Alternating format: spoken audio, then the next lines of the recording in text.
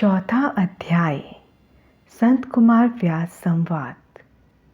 सूची कहते हैं, हे मुनियों, इस साधन का महात्म्य बताते समय मैं एक प्राचीन वृत्तांत का वर्णन करूंगा, जिसे आप ध्यानपूर्वक सुने। बहुत पहले की बात है। पराशर मुनि के पुत्र मेरे गुरु व्यासदेव जी सरस्वती नदी के तट पर तपस्या कर रहे थे। एक दिन सूर्य के समान तेजस्वी विमान से यात्रा करते हुए भगवान संत कुमार वहां जा पहुंचे। मेरे गुरु ध्यान में मग्न थे।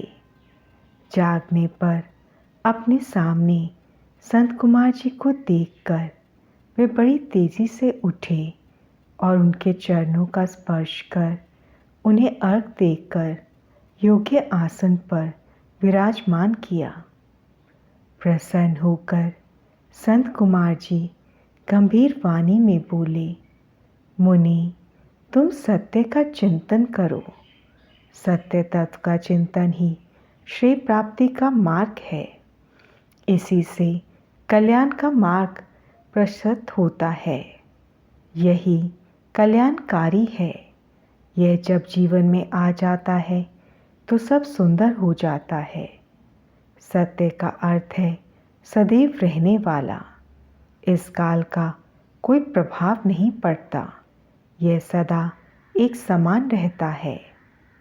संत कुमार जी ने महर्षि व्यास को आगे समझाते हुए कहा, महर्षि, सत्य पदार्थ भगवान शिव ही हैं। भगवान शंकर का श्रवण, कीर्तन और मनन ही उन्हें प्राप्त करने के सर्वश्रेष्ठ साधन हैं। पूर्व काल में मैं दूसरे अनेकानेक साधनों के भ्रम में पड़ा घूमता हुआ तपस्या करने मंदराचल पर जा पहुंचा। कुछ समय बाद महेश्वर शिव की आज्ञा से सबके साक्षी तथा शिवगणों के स्वामी नंदिकेश्वर वहां आए और स्नेहपूर्वक मुक्ति का साधन बताते हुए बोले, भगवान शंकर का श्रवण, कीर्तन और मनन ही मुक्ति का स्तोत्र है।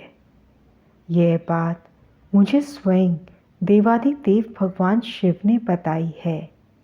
अतः तुम इन्हीं साधनों का अनुष्ठान करो।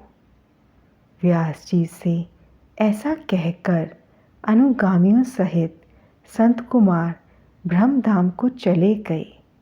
इस प्रकार इस उत्तम वृत्तांत का संक्षेप में मैंने वर्णन किया है।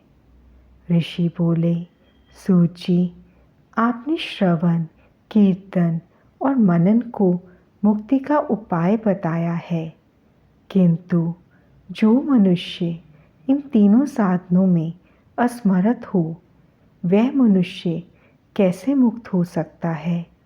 किस कर्म के द्वारा बिना यत्न के ही मोक्ष मिल सकता है?